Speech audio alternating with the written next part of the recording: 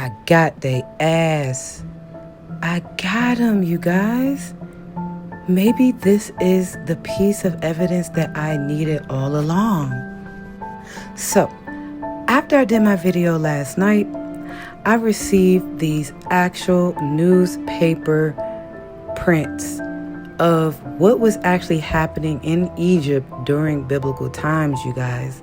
And this is authenticated, and this is something that I received not long after I did my video yesterday on my theory. And if you guys don't remember my theory, please go back and watch my video I did last night so you can continue to follow along my journey, our journey on discovering the truth of what's really going on. What does the Matrix really mean? Because I don't know about y'all. I'm tired of being lied to. I'm tired of things being tampered with. I'm tired of not knowing. I'm tired. So I'm going to do the dirty work and share all of the evidence that I come up with you guys. And you're welcome to follow along. Now, I'm telling y'all the truth. As soon as I open the book, this is the exact article that came up, you guys. And what you're looking at up on the screen is an actual interview of Isaac and Esau and Jacob being interviewed, and the whole tea on the battle of the birthrights. The whole interview is here. Now, I want you guys to use your blood spirit, and by blood spirit, I'm talking about your blackness. You guys have black families. You know how black people are. I want you guys to use that knowledge. Now, if you guys need to pause to screenshot, to read along, do so. So it's talking about how Abraham, how he left Ur and Haran to become the head of the nomadic sheep-raising tribe. It says he showed no signs of intending to settle on the land other than buying a burial plot for his wife Sarah. It then goes on to mention how Isaac was rich with flocks and how he experimented. Let me repeat that again. It says how he experimented and was successful in cultivating large tracts of land in Negev. Now, why do I emphasize experiment? Could it be that my theory about Jacob being a mad scientist, could that be possible? Because he already knew about experimenting to grow plants?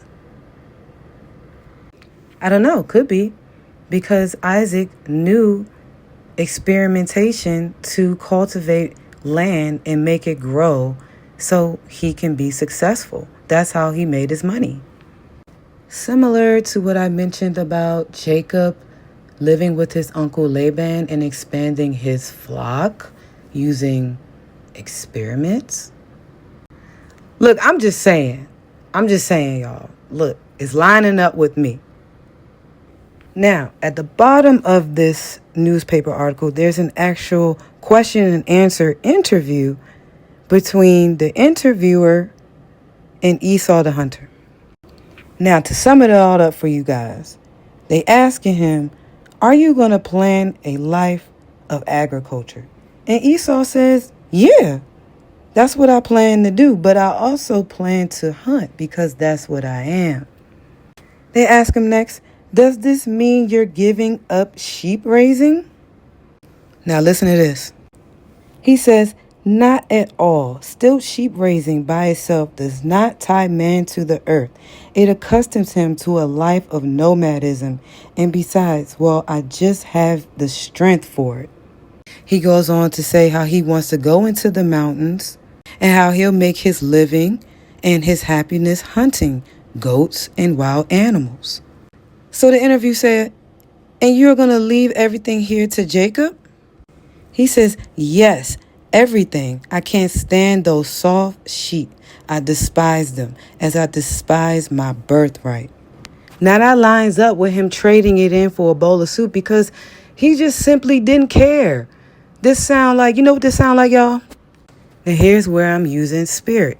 This sound like that one uncle you got in your family And they just happy and content with doing that one thing they doing, whether it's fishing or working on cars. And you like, you got all this opportunity. You don't want to do something else. You don't want to take that on. And they like, nah, man, I'm cool right where I'm at. I'm cool. I'm good. I'm good at this. That's my happiness. I'm sorry, but that's what Esau sounded like in this interview to me as a person.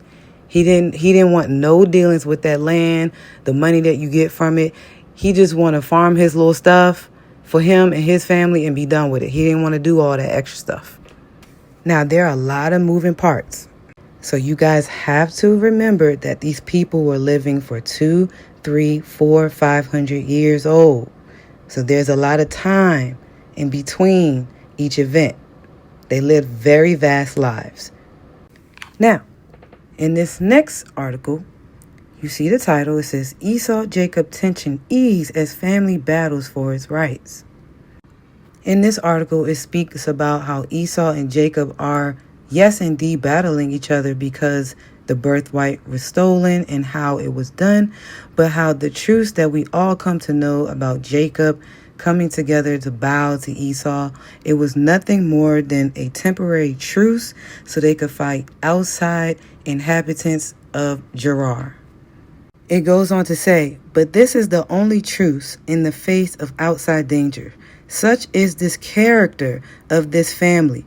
Normally, quarrels are the order of the day, but no sooner does an outside hand intervene than they unite with a fervor unquarrel. Does that not get your blood flowing?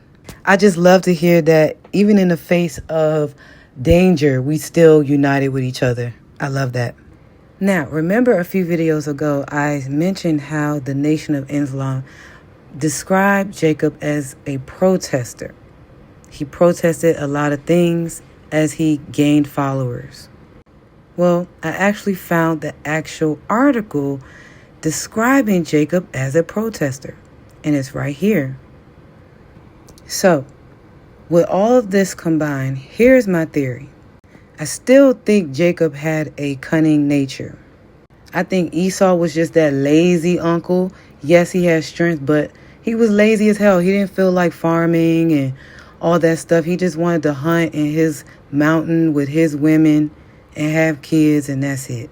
Y'all know about that black person. Now, in the interview, Jacob mentioned, yes, I want the land. I want to cultivate the land. Yes, that is what I don't mind doing. Now, take all the information I just navigated you down. Now, also remember these people lived 200-300 years old. All I'm saying is they told us what Esau wanted to do. They described him very well of his character, his demeanor. But I find it mighty strange how they don't give any information about Jacob's life. They only cut to when Jacob is an old man raising Joseph. Now, if you go and watch that movie, Prince of Egypt, Jacob is described as a very loving father to his son Joseph. He was way more doting on him than the other kids that he had. And if you remember in the movie, the sons were jealous of Joseph. They would get upset at Jacob because of all the attention that he would give only to just him. Could the story really be that the sons, the older sons, didn't really care for Jacob because of how Jacob treated his mom Leah and Rachel and everything that went down?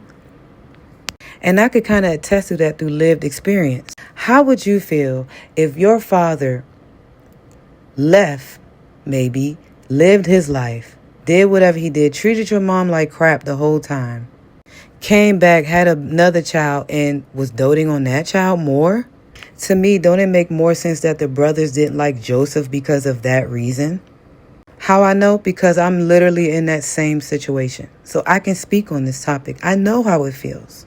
Because why not give us any information on Jacob's life other than the blessing, the birthright, and then when he's old, raising Joseph? If you guys want part 4, put it in the comment section.